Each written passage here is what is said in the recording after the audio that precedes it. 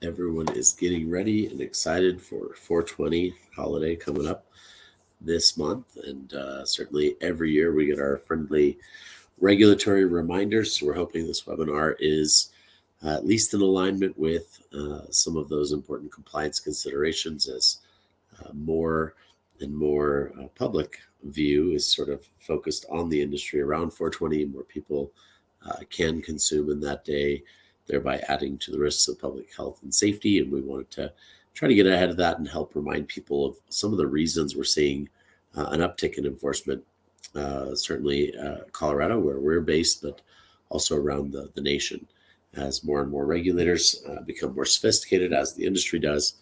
We'll talk a little bit about the reasons why that is and open it up to some additional questions towards the end. For those of you that don't know, my name is Mark Slaw. I'm the CEO and founder of iComply. I also have with me today Pearl Coker, who is our XO, and she has been gracious enough to put this together. So thank you very much, Pearl, for taking the time to create this topic of presentation to get us live here on LinkedIn. No problem. Happy to help. So I know everybody's busy, and I'm going to go ahead and get started here. We are recording the session as well, so anybody that's not able to make it will end up being able to bring this broadcast back and publish it on our social medias, as well as through our email campaigns. If anyone does not quite yet get our subscriptions, feel free to visit us at www.icomplycannabis.com, letter I, complycannabis.com. You can sign up for our email lists and be able to receive many updates. We put out a lot of good content, a lot of free information out there for people that are looking to set the standard in their organizations, working in cannabis, employees of cannabis businesses. Anyone with a regulated license should be tuning in and gathering that information. Anyone from the investor level down to the executives and below, compliance does impact everyone in the industry. So we'll be sure to send this information out there as well for those folks that can't make it. Otherwise, without further ado, I'll go ahead and get my screen shared here and be able to get us started.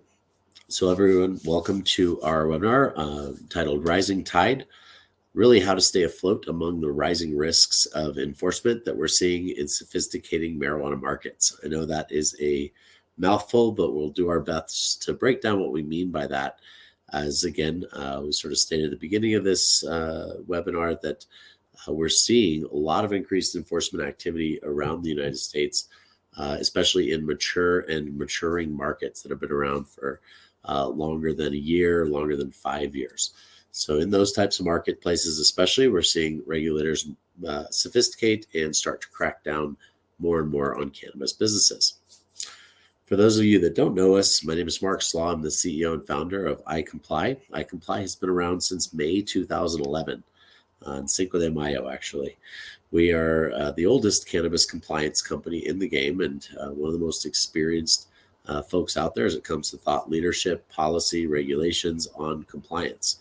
We help pioneer legislation in Colorado, legalization in the first state to do so, and rulemaking, starting out of Colorado with over 10 different rulemaking groups with the Marijuana Enforcement Division, where we still participate in those rulemaking groups. We are actually advisors on social equity to the Marijuana Enforcement Division, and we also work with policy, regulations, and operational compliance with national organizations, as well as over 15, 20 markets at some point, hundreds of customers, both nationally and internationally over the last almost 12 years of our existence.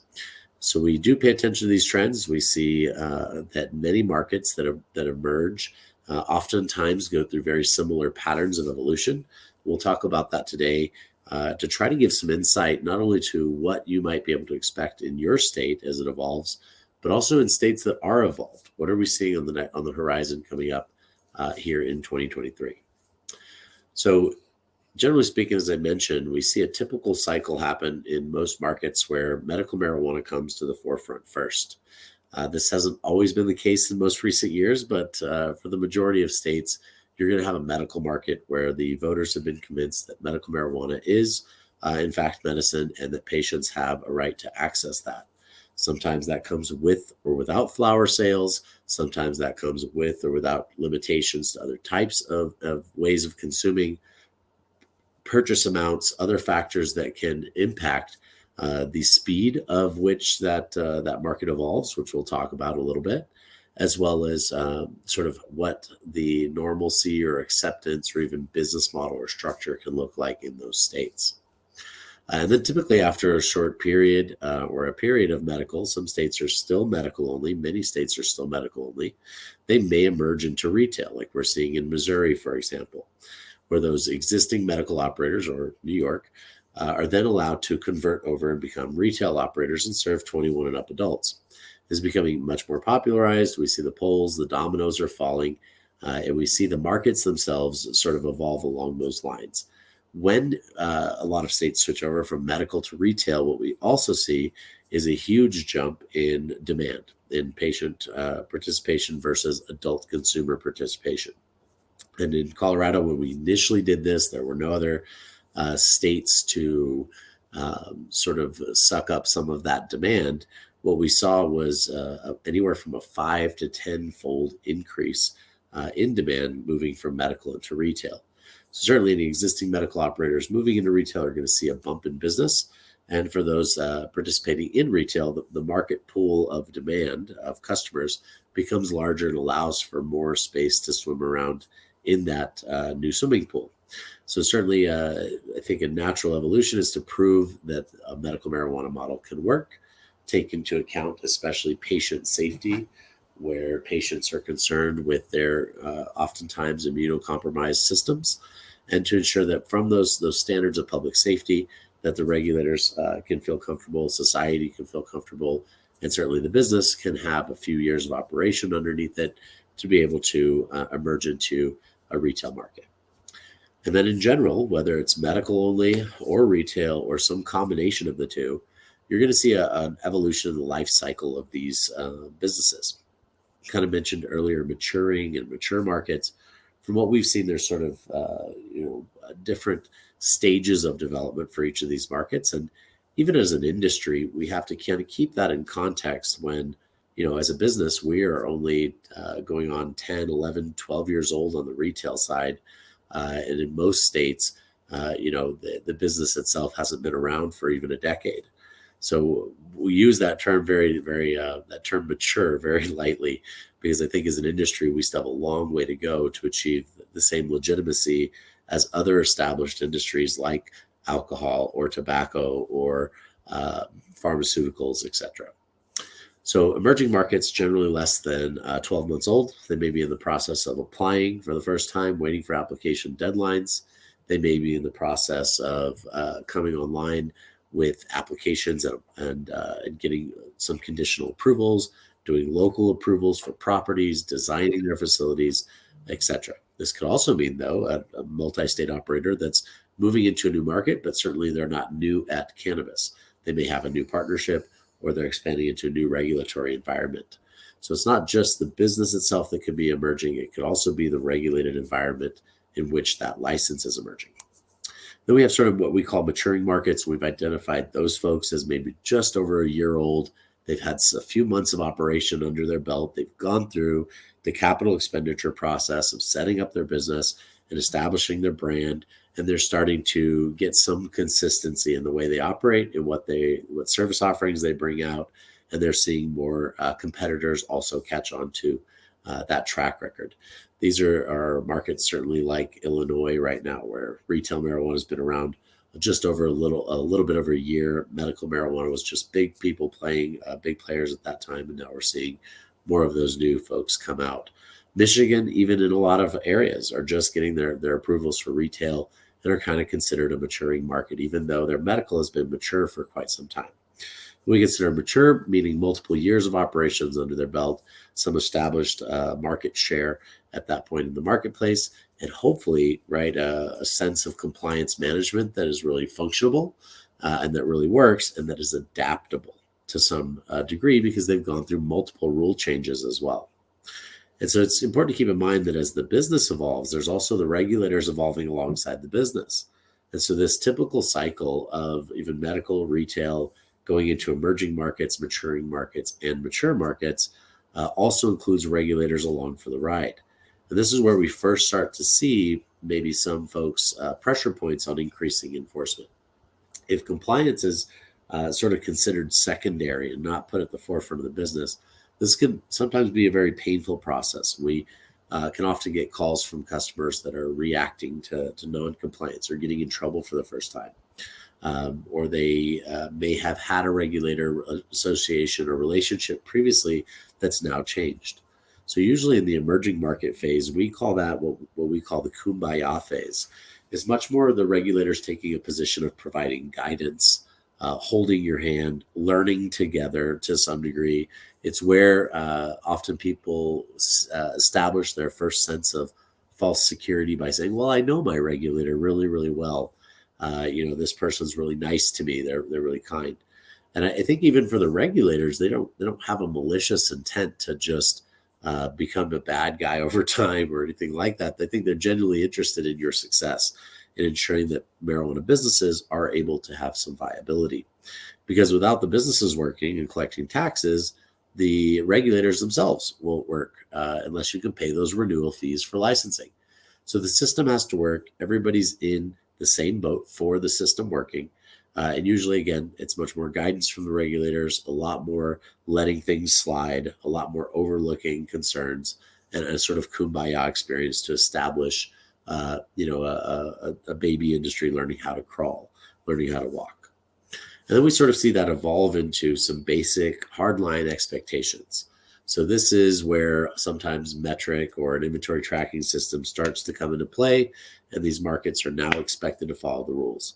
We've seen this, maybe one of the more extreme examples in places like Oklahoma, where for a long time there's been really a lack of enforcement. We'll talk about some of the restrictions that regulators can face, but that lack of enforcement has led to a really long kumbaya period, at which point now we're starting to see some basic industry standards and expectations come into place, but the enforcement around that is still kind of a slap on the wrist, right? They're not being too extreme in the way that they're going to regulate and enforce. And I think the next point here, after about a year or two of operating in these more maturing markets, we start to see the regulators draw a hard line in the sand. And that drawn line in the sand really does start to say, okay, I may be friendly, but I'm not your friend. I may have warned you already about this. If you do it again, it's going to be much more consequential. And that's where we normally know ourselves to find that compliance is important and that regulators have teeth and that they can sometimes bite. This is also where we hear horror stories in the news. And one of the things we've kind of just been paying attention to, we have access to, is understanding how many times licenses might make the news, and to understand kind of how often regulatory enforcement can happen. We've seen a huge uptick in places like Colorado, in places like Michigan, and some of these states where there may be 12,000 notifications going out in the press about cannabis businesses, and about 6,000 of those are compliance or violation related, meaning that there's a real world consequence or set of consequences happening, especially in regulated markets where regulators have become sophisticated enough that they are enforcing more often.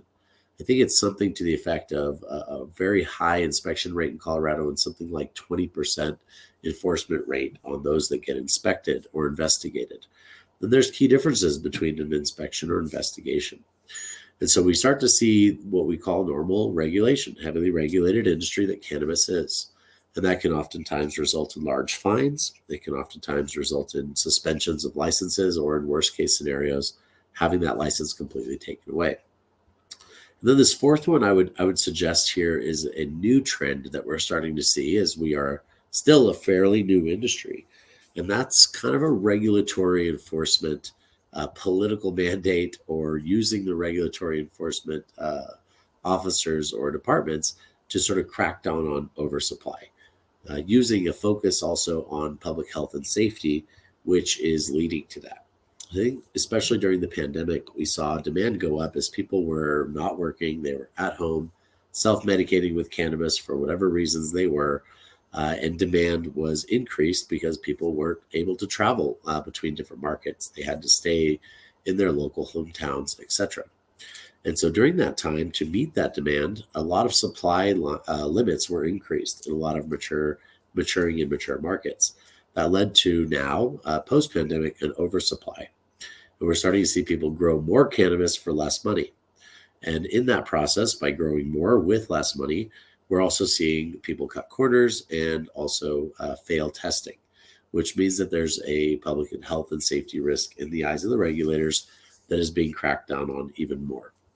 So, very big challenge. One of the biggest reasons we're starting to see a lot more in that sort of fourth wave of evolution on cannabis enforcement, a systemic cracking down on the oversupply. So, there's a lot of reasons why you might see regulation happen quickly versus taking more time in order to do so. And I would say that in both the regulator's case and the industry itself, there's generally some hindrances or some challenges that can happen either in the politics of the business there, the market dynamics that have been established by the regulators, or even by the resources that are available to the business or the regulators themselves. So we have seen, Illinois, for example, get hindered by politics, lawsuits on its application process early on in the stages of its medical marijuana market that took years to finally resolve, with people holding on to properties, and only those with the deepest pockets essentially survived. The same sort of with market dynamics in, say, Missouri versus Oklahoma. In one state, you have limits on market licenses. You have an established set of supply and demand expectations, and the market dynamics are much more robust per dispensary or per grow or per manufacturing than they are in a completely unregulated and unchecked marketplace like Oklahoma, where everybody got a license for $750 and they were allowed to be in business, which has led to more infiltration by criminal organizations, etc. So the market dynamics themselves can either accelerate the sophistication of regulatory enforcement in businesses, or they can hinder them as well and take longer.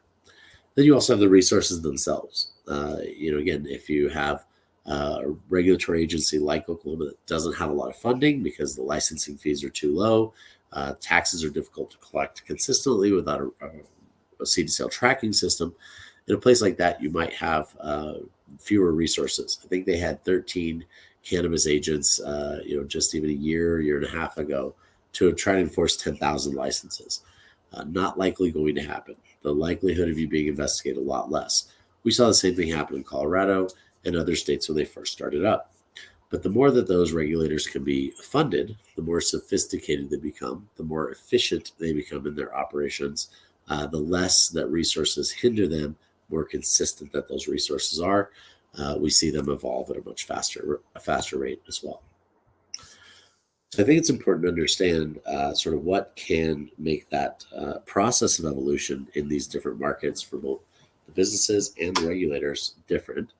And then also to understand what can motivate enforcement to sort of draw that line in the sand, flip a switch, and otherwise go from sometimes being your best friend in the industry to being a real headache when it comes to running a business. In the case of law enforcement, and don't keep in mind that regulators are usually law enforcement agents or come from law enforcement background. They can be motivated for political reasons, for social reasons, and also for financial reasons, like we just mentioned. So right now, we're maybe seeing political motivation or social motivation to reduce supply and adjust prices because $300 pounds are not sustainable to affording compliance in a maturing market or in a mature market. They could be responding to things like public pressure or embarrassment, like we saw with the OLCC in Oregon recently, where the executive director was caught in some controversial situations and had to resign. Now there's questions about the efficacy of that department, and we can certainly anticipate that in order to respond to that public pressure or embarrassment, that they may upstep enforcement and crack down and show the public that they're doing their job.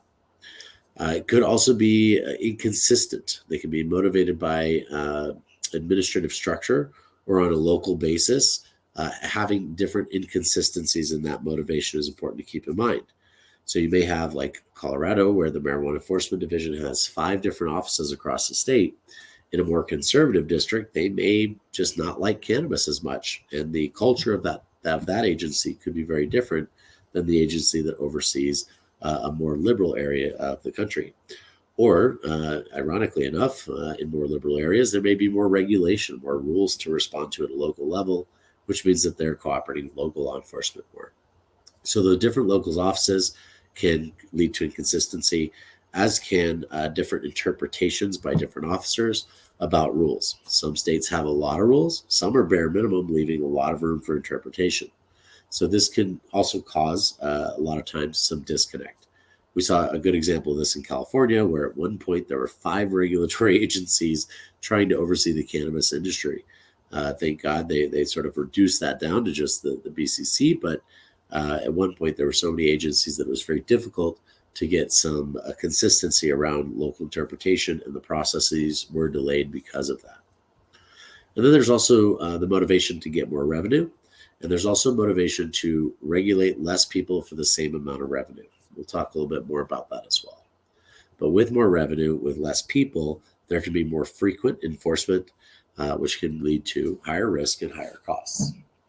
So again, important to realize you're dealing with law enforcement, that there can be that inconsistency in the enforcement and the relationships that you might have with interpretation as well, and also just sort of the levels of experience in various markets that are evolving and emerging. And there's also the constant changes in the rules and the leadership, as well as the directives that might be given to the regulators in the field. And this can be a real issue, especially right now where we're seeing prices drop and margins slim. Without those same profit margins, businesses are having a hard time affording basic compliance, which means that they're looking to cut costs, and they're looking sometimes to cut corners in order to cut cost. One of the biggest areas that we're seeing this as a real problem is in the realm of sampling and testing. We're seeing people manipulate samples to get better results, to get ideal results, and try to sort of cheat the system so they don't have to pay for testing again if they fail, and so that they don't lose their crop and have to destroy it. This means that the regulators are coming out now and swabbing equipment, swabbing tools. They're coming out and swabbing walls to see if the sample that is coming through with the results matches the reality of even product on the shelf that they're testing and tracing back. So as we're sort of seeing some cost-cutting measures, we're also seeing the price of product drop, which makes compliance more expensive. It leads to more mistakes, and that is affecting all of the quality in the industry to a large degree as people cut costs, and as you see more mistakes and maybe unscrupulous product.